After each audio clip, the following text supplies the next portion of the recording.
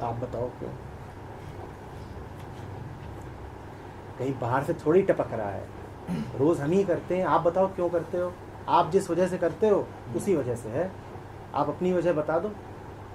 जो आपकी व्यक्तिगत वजह है वही संसार की सार्वजनिक वजह है। जिस वजह से एक घर में ड्रामा होता है, ठीक उसी वजह से दूसरे घर में भी होता है।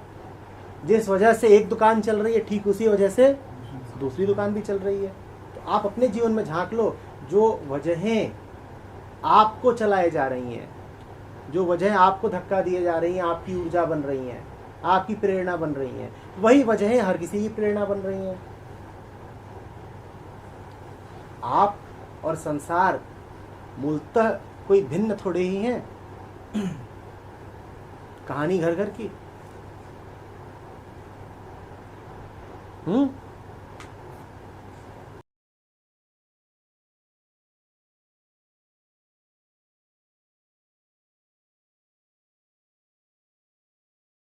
आपको कुछ नहीं पता कि वो समाज से दूर चले गए कि नहीं चले गए।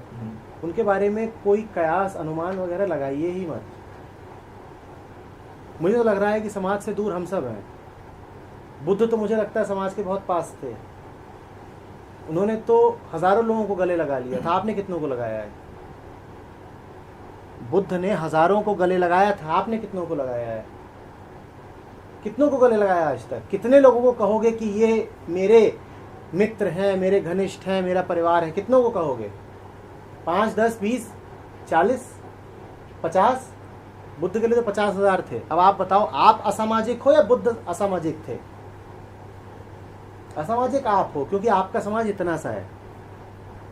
4 लोगों से ज्यादा बड़ा आपका परिवार नहीं हो पाता। बुद्ध का परिवार 40,000 लोगों का। ओशो ने कम्यून स्थापित कर दिया था। उन्होंने तो पूरा समाज एक बना ही डाला था। और आप कह रहे हो वो समाज से दूर चले गए, असामाजिक हो गए। देख नहीं रहे हो कि ये सब कहानियां हम गढ़ते ही इसीलिए हैं ताकि बुद्धत्व से किसी तरीके से भाग सकें। असामाजिक हो जाएंगे, ये हो जाएगा, वो हो जाएगा। वो असामाजिक हो गए होते तो उनके किस्से आप तक कैसे पहुंचते? यहां पर कौन ऐसा है जो समाज से बाहर भागा था? कृष्ण समाज से बाहर भागे थे, जीसस समाज से बाहर भागे थे, कबीर समाज से बाहर भागे थे, नानक भागे थे, कृष्णमूर्ति भागे थे। कौन भागा था समाज से बाहर? बताओ, एक इनमें से बता दो जो कि अब समाज से बाहर भाग गया था। इतना जरूर हुआ था कि उन्होंने समाज को एक परिष्कार दिया था। चूंकि वो स्वयं साफ हो गए थे तो उनके इर्द गिर्द का समाज भी साफ होने लग गया था। इसी से हम डरते हैं, क्योंकि हमने अपनी पहचान ही किससे बैठा ली है? गंदगी से, मैले से। जब मैले से पहचान बैठा लो तो सफाई बड़ी भयानक लगती है। यहाँ हम कह रहे हैं कि ये जानते थे लोगों से गले मिलना, क्योंकि इनके लिए विभाजन नहीं थे। ये नहीं कहते थे कि तू अगर इस जात का है तो मैं तुझसे नहीं मिलूंगा। आप मिल पाते हो हर धर्म हर जात के लोगों से संभाव से? बुद्ध मिल लेते थे।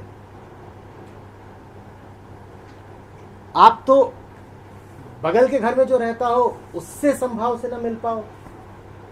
आप तो कहोगे ये मेरा घर है, ये मेरे बच्चे हैं, ये मेरे बच्चे हैं, पड़ोस के बच्चे किसी और के हो गए। अब बताओ असामाजिक कौन हुआ?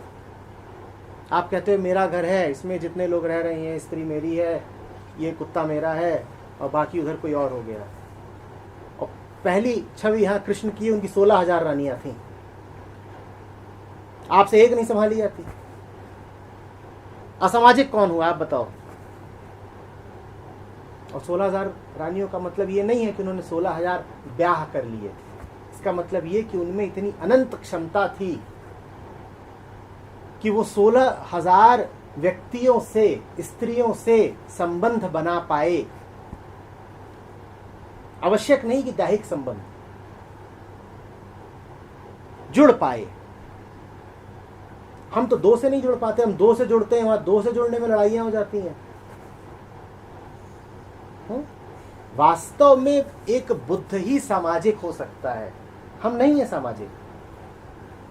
हमारा तो जैसा समाज है उसमें क्या होता है? वो लड़ाइयां होती हैं। ये समाज भी अगर किसी तरीके से घिस-पिट के चरमरा के चल रहा है तो इसलिए चल रहा है क्योंकि इसे बुद्धों का थोड़ा बहुत स्पर्श मिला। उसी कारण से किसी प्रकार घिसट घिसट के चल रहा है। यहां सब ऐसे हैं जो गांव गांव घूमे हैं, जिन्होंने बड़ी यात्राएं की हैं, अपने आप को एक शहर तक, एक प्रांत तक, एक जगह तक सीमित नहीं रखा है। नानक है, पूरा भारत घूम लिया, बिहार हो आए और उधर जाके सीधे अरब में मक्का मदीना हो आए।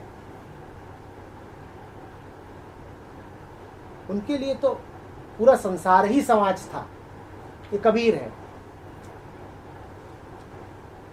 जंगल में गए थे बैठने, गुफा में घुस गए थे, हिमालय से सिग्नल भेजते थे और फिर नीचे आते थे तो वो दोहे बन जाते थे।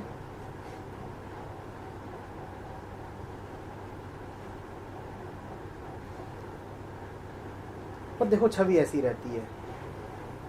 हमारे शिविर आयोजित होते हैं तो 50-50 कोस दूर तक माएं बच्चों से कहती हैं, बेटा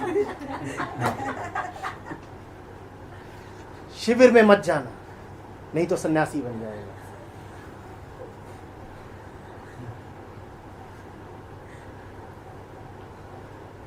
और सन्यासी से उनका आशय क्या है? सन्यासी से बस ये आशय है कि उसके बाद तू मेरी दुधारू गाय नहीं रह जाएगा। और ये उनके लिए थोड़ी त्रासदी है कि अगर एक बार चला गया कहीं ऐसी जगह जहां आंख खुल गई, सच्चाई दिख गई, अभी गधा है, भौंडा है, बौना है, कहीं आदमी बन गया, तो उसके बाद मेरी गुलामी नहीं करेगा। बस यही उनका सबसे बड़ा डर है। कहीं एक बार आदमी बन गया तो फिर इसका शोषण कैसे कर पाएंगे? फिर थोड़ी हमारे कहे पे चलेगा।